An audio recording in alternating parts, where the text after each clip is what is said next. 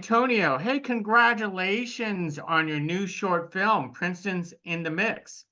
Thank you so much. Appreciate you having me here today. Hey, not a problem, not a problem. And more of a congratulations is being showcased at Dances with Films Festival, one of the most prestigious film festivals in the world. How do you feel about that? Oh, I'm ecstatic to be here. It's absolutely amazing. Dances with Films is a really special festival. I love that it is filmmaker forward and the community that the festival staff has created and surrounded itself with is really impressive. And I've been seeing some very high quality productions here so far in the screenings that I've attended, and I'm honored to be here. That is excellent to hear. So tell us, how did this project actually came about? So the project came about through my writer-director, Jonathan DeMaio, and I met him through a contact at NYU. I went to NYU Tisch School of the Arts, and my colleague through NYU Tisch introduced me to John. We were going to collaborate on a project, and that project didn't work out. And after that, I approached John and asked him what types of scripts and projects he had in the works, and that's when he brought me the script for Princeton's in the mix and fell in love with it right away. It is a very unique story about a mother and son that takes place around the world of SAT test prep. The mother is very obsessed with her son doing well on the SATs, and she's a part of this very elite, super rich community. And I guess what college they go to kind of defines success for them in that world.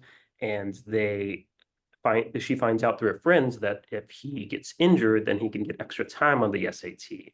And that kind of springs her brain to start some scheme to injure him, and then it all goes wrong in the end. But it's a fun film, and it is very much in the satirical horror genre and everything. But we had a lot of fun making it. Absolutely. It was a lot of fun to watch. Now, how competitive is getting into college now these days, especially with Princeton? I mean, you attended NYU, so I I it's been a while since I've been in college, so I don't even know if SATs even matter anymore, but it sounds like it still does. Oh, absolutely. For big elite colleges, it definitely still matters. And it's also about the status of those types of societies and everything too, and kind of having a certain score on the SAT defining whether you're going to be successful or not. And the son, it has a very interesting story because he loves piano and he loves the arts. However, his mom and his parents don't really acknowledge that as a means to an end for his own success in life. And he says throughout the film, Mom, I love piano, not this stupid test. But she's fixated on him doing well on this test and thinks that if he doesn't do well, then he's not going to get into a good college and it can spiral into other unsuccessful things in life, which isn't always true. I mean, we're here as artists and everything too. And I personally feel like uh, choosing the medium of art is special creative wise, and I think that we can make our own success within this. It's a lot harder. However, if you have that hustle and if you have that talent and everything, you can do whatever you want in life. But that's what the core message of this story is and whatnot too, how certain people kind of get fixated within doing well on a test being an idea of success later on in life, and we kind of make fun of that in a funny satirical fashion in this movie. Yeah, it is very satirical in the fact that, some people have parents that are just overly fixated and obsessed with their children's success and willing to do, how can you say, get a leg up in its own way. Yes. Yes, indeed. Absolutely. Or a hand in this case. It's people will understand when they see the film. Now, in the case of getting the disability advantage, was there a little bit of research if that actually does happen with the SATs, or is that Yes. something you guys actually made up? So that does actually happen, and we're seeing a lot of these college admission scandals. I mean, of course, the Lori Loughlin scandal and a lot of other scandals that are out there and everything too have really brought into fruition these different back doors and different ways that parents and people of these very rich communities use in order to do it. One of the parents in the middle of the film even says, well, yes, we spent tens of thousands of dollars on this evaluation for some type of disability for them to get extra time on the SAT. And that's a little bit about what it's about too, is kind of taking advantage of these types of back doors that these parents see. But at the end of the day, there are, of course, students who have actual real disabilities. And the son even says there's actual people who have these types of disabilities. I don't want to pretend like I have this in order to just get extra time on a test to get a better score and hopefully get into a good college. I want to do it for me, and I want to do it for the actual merit. And a lot of what I produce personally is has some type of social, political, cultural message. I love films that make you think about society and the world that we live in a different way.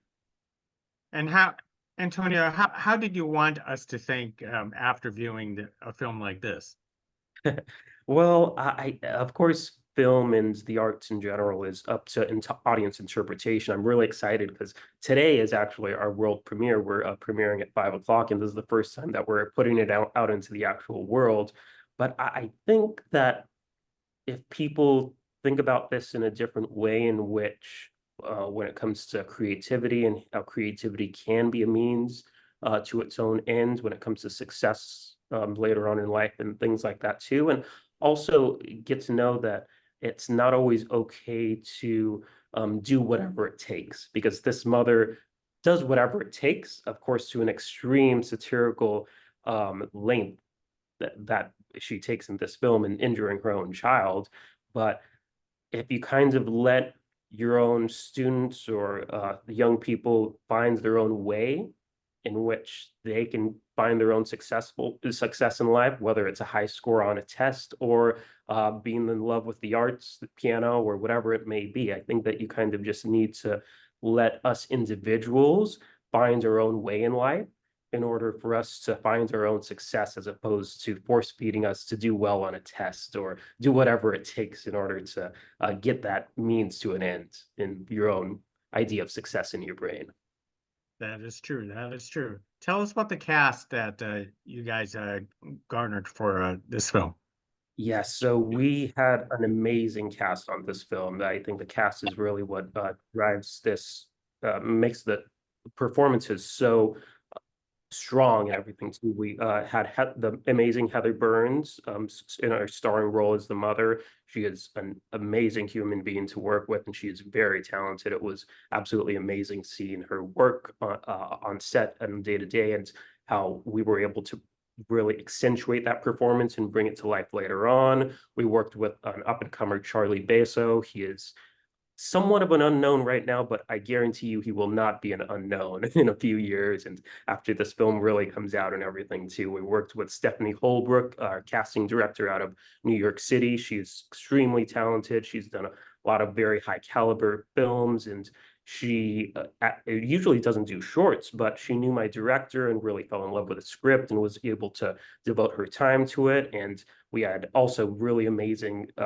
crew. Jason Josepher was the director of photography. We had just about a fully San Francisco Bay Area crew as well too. We shot this in San Francisco and the surrounding areas in Silicon Valley, one location in Oakland. And I love, as a local third generation San Franciscan, being able to showcase cute cat, being able to showcase the talents that we have locally in the Bay Area for something like this as well too. And our executive producer Naji Chami had a lot of confidence in this. I couldn't do this without my fellow producers as well too. We had Matt Stoner and my producing partner Heather Brawley, and I worked with Heather on a lot of different projects, and we have some exciting stuff coming up after Princeton as well. Wow, most excellent. And let's not forget who was the pianist. Oh, the pianist, yes. So we had a few. We had two very talented pianists. We had uh, one person who was the piano double for the main character, Charlie. His name was Jacob. And we had another very talented pianist and our composer really brought it to life as well too. Connor Abbott Brown did a great job on that and everything too. And everyone who was a part of that was really great. That is pretty awesome. Now, in the approach of filming, when it comes to like, horror, it's always the debate of, using like CGI and practical effects. Tell us how you guys want an approach for a short film like this. So that's a great question because we did it in a few different ways, very much of hybrid fashion. We had a great hair and makeup team locally out of San Francisco. Melanie Leandro, Elizabeth Fox, Antoinette Yoka. They had a great approach on set to that real style special effects when it comes to the blood and the injuries that we see throughout the film as well too. And we also had some VFX. Eugene Leonard did our VFX, and he's very talented to work with as well. And I love films that incorporate both aspects of it, that don't just rely on the post-production VFX, but also try and accentuate that with real stuff on set and everything too. And the stunt coordinator, Tony Vella, he's amazing to work with too. And it's really very much a collaboration. That's what I love about what I do as a producer, is being able to put together the team and kind of let them do their thing when it comes to getting on set and having the camera start rolling. Is it a challenge to blend like the different genres of comedy and horror together to make us scared and laugh at the same time? Yes, and I'm glad that you asked that question because I feel like working within comedy, I mean, Heather Burns is a genius when it comes to comedic timing, and she's worked in a lot of different comedies in that comedy genre. But comedic timing is very similar to scaring timing and knowing how to work that timing in terms of developing that emotional response from an audience.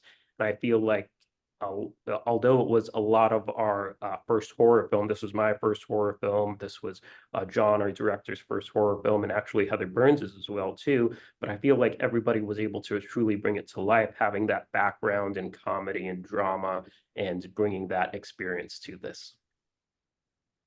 What is your personal enjoyment of doing independent projects like this?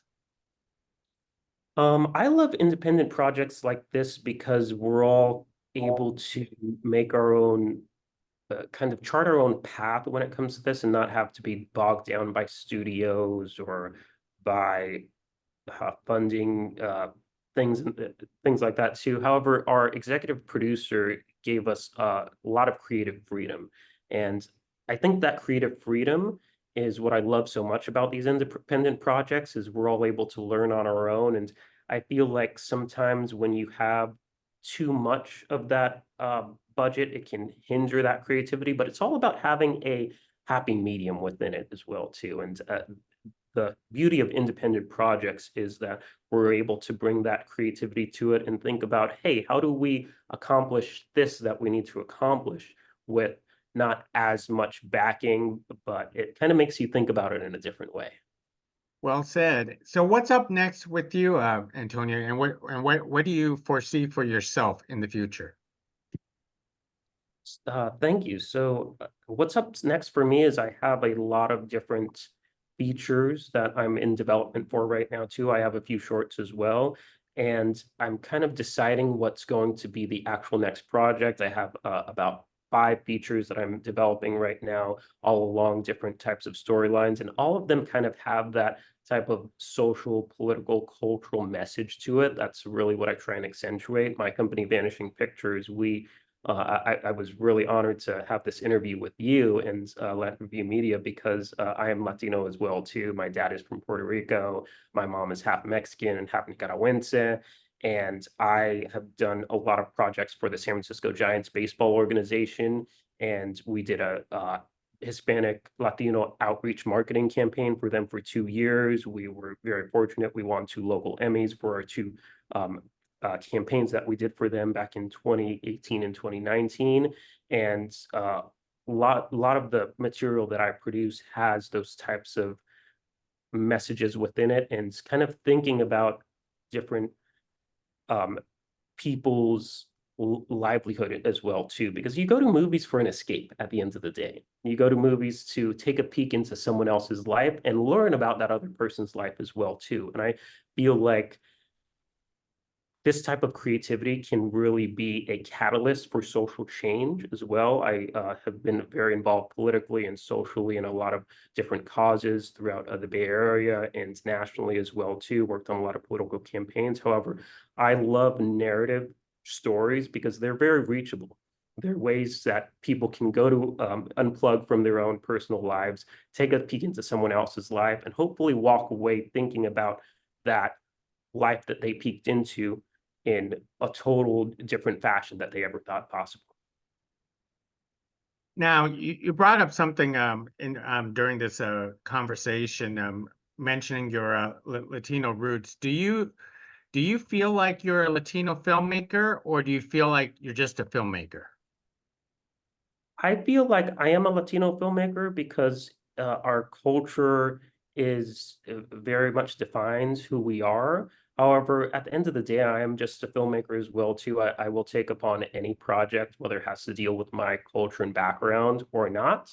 But you can never get away from the way that you're raised and the way that your own culture helps your own perception on a project as well too. I think that my personal perception on projects and my perspective is very much defined by my Latino upbringing and my Latino culture. And I love projects that help incorporate that, but it's also great to produce projects that have nothing to do with that, but it always kind of informs the way that you approach projects. And I think that's important, especially as a person of color, especially as minority person of a minority race within the United States of America. It's important to kind of showcase that and show the world that we are producers. We're great producers at the end of the day too, and we have a very unique perspective about how we approach our work.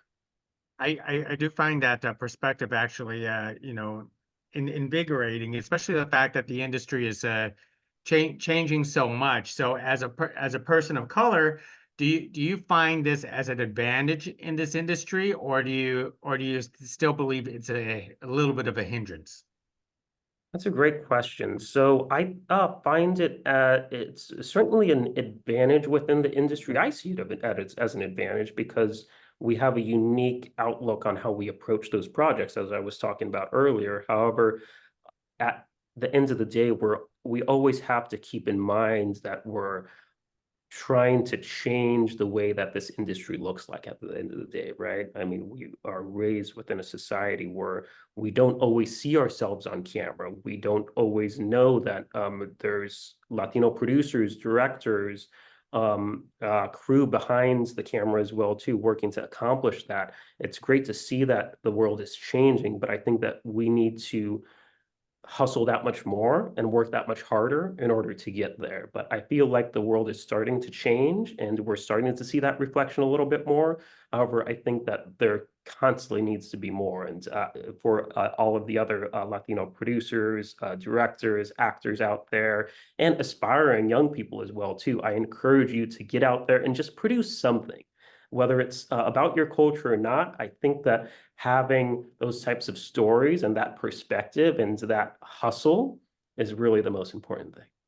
Well said, well said. Well, Antonio, I really enjoy thoroughly this conversation with you. It's very insightful, and you done very well on this film. On Princeton's in the mix, and a lot of people that dances with films will enjoy that, and hopefully it'll get showcased at more film festivals down the road. Thank you. We're hoping for it, and I'm confident it will. And thank you so much for your time. And I commend you as well too, as a fellow person of color within showcasing these types of projects, whether it be Latino or non-Latino. You're doing your thing, and I commend you for it, man. No, thank you, and hopefully we get to do this again. Appreciate it. Thank you.